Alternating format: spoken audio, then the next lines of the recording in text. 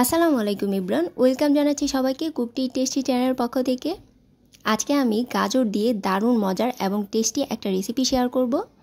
শীতের এই সময়টাতে যেহেতু অনেক বেশি গাজর পাওয়া যায় আর গাজর দিয়ে নানা রকম মজার মজার খাবার তৈরি করা যায়। তো চলুন তৈরি করা যাক গাজর দিয়ে এই মজার রেসিপিটি। গাজরের রেসিপিটি তৈরি করতে আমি এখানে 400 গ্রাম গাজর নিয়েছি, আর 400 গ্রাম গাজরকে আমি ভালোভাবে ধুয়ে এভাবে গোল গোল করে কেটে নিয়েছি। তুড়ি মেরে কিন্তু গাজর কেটে নেওয়া যায় না, গাজর কাটতে সবাই জানে, তাই এটাকে আমি অফ স্ক্রিনে কেটে নিয়েছি। তারপর এখন চলে যাব চুলায়। চুলাতে 3 কাপ পানি দিয়ে দিলাম, তার মধ্যে আমি গাজরটা দিয়ে দিলাম। পানিটা বলক চলে আসলে আমি গাজরটা দিয়ে দিয়েছি। তারপর এখানে হাফ চা চামচ লবণ দিয়ে ঢেকে দিব। পানিটা এমনভাবে দিতে হবে যেন গাজরের পানিটা শুকিয়ে যায় এবং গাজরটাও সিদ্ধ হয়ে যায়। তারপর আমি 10 থেকে 15 মিনিট পর ফিরে আসলাম। চুলার আঁচটা এই সময় মিডিয়াম হাইটেই করে দিয়েছি যাতে তাড়াতাড়ি পানিটা শুকিয়ে যায় এবং গাজরটাও সিদ্ধ হয়ে যায়। তো গাজরটা দেখে নিলাম সিদ্ধ হয়ে গেছে, পানিটাও অনেকটা শুকিয়ে গেছে। এখন এই গাজরটাকে একটা ডাল ঘুটুনি দিয়ে আমি ম্যাশ করে নেব। কেউ চাইলে ঠান্ডা করে হাত দিয়েও ম্যাশ করতে পারেন বা ব্লেন্ডারেও ব্লেন্ড করে নিতে পারেন। তবে ব্লেন্ডারে ব্লেন্ড করলে খুব বেশি মিহি হয়ে যায়, আর মিহি হলে এই রেসিপিটি তৈরি করলে খেতে ভালো লাগবে না।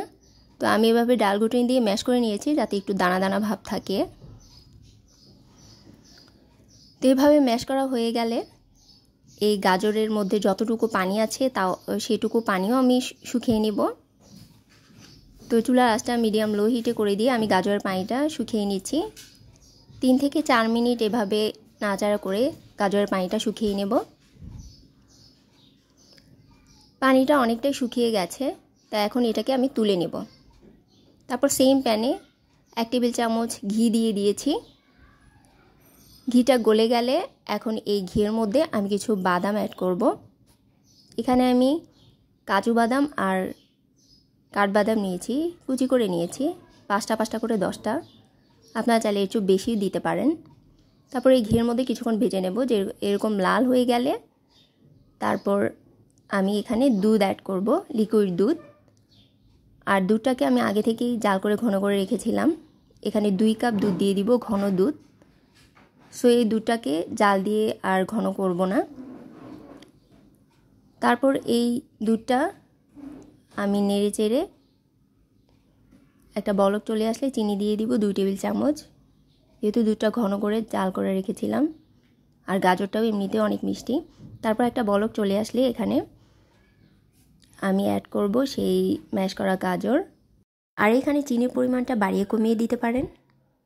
তারপর এই গাজরটা দিয়ে আমি ভালোভাবে নেড়ে চেড়ে মিশিয়ে নেব। এই সময় চুলার আঁচটা মিডিয়াম লো হিটে থাকবে। তারপর এখানে আমি অ্যাড করব কাজু বাদাম বাটা। আর এখানে আমি আস্ত কাজু বাদামও দিয়েছি আর কাজু বাদাম বাটাও দিয়েছি, আপনারা চাইলে যে কোনো একটা দিতে পারেন। আর গুঁড়ো দুধ দিয়েছি 3 টেবিল চামচ, এতে টেস্ট খুব ভালো আসে। তারপর নেড়ে চেড়ে মিশিয়ে দিব। এভাবে অনবরত নেড়ে চেড়ে এটাকে আমি ঘন করে নেব। প্রায় 10 মিনিটের মতো নেড়ে চেড়ে আমি ঘন করে নিয়েছি। এরকম ঠিক হবে, আমি আরও কাছ থেকে দেখিয়ে দিচ্ছি। তারপর যখন হয়ে যাবে আমি সামান্য এলাচ গুঁড়া দিয়ে দিচ্ছি। এলাচ গুঁড়ার ফ্লেভারটা আমার কাছে খুব ভালো লাগে, তাই আমি হাফ চা চামচ এলাচ গুঁড়া অ্যাড করে দিয়েছি। আর কারো কাছে যদি এলাচের ফ্লেভারটা ভালো না লাগে তাহলে চিমটি পরিমাণ দিয়ে দিতে পারেন বা স্কিপও করতে পারেন। তো এটা হয়ে গেলে এখন একটা বাটিতে সার্ভ করে নিব। এটা সম্পূর্ণ গরম অবস্থায় আছে, যদি ঠান্ডা হয় তাহলে আর একটু ঠিক হয়ে আসবে। এই গাজরের পায়েসটা আপনারা ফ্রিজে রেখে ঠান্ডা করে খেতে পারেন, কারণ ঠান্ডা ঠান্ডা যে কোনো ডেজার্ট আইটেম খেতে কিন্তু খুব ভালো লাগে। তো আশা করছি আমার আজকের রেসিপি আপনাদের কাছে ভালো লেগেছে। ভালো লাগলে একটা লাইক দিয়ে দিবেন, আর বাড়িতে অবশ্যই একটু ট্রাই করবেন, দেখবেন সবাই প্রশংসা করবে। তো আজকে এই পর্যন্তই, সবাই ভালো থাকবেন। আল্লাহ হাফেজ।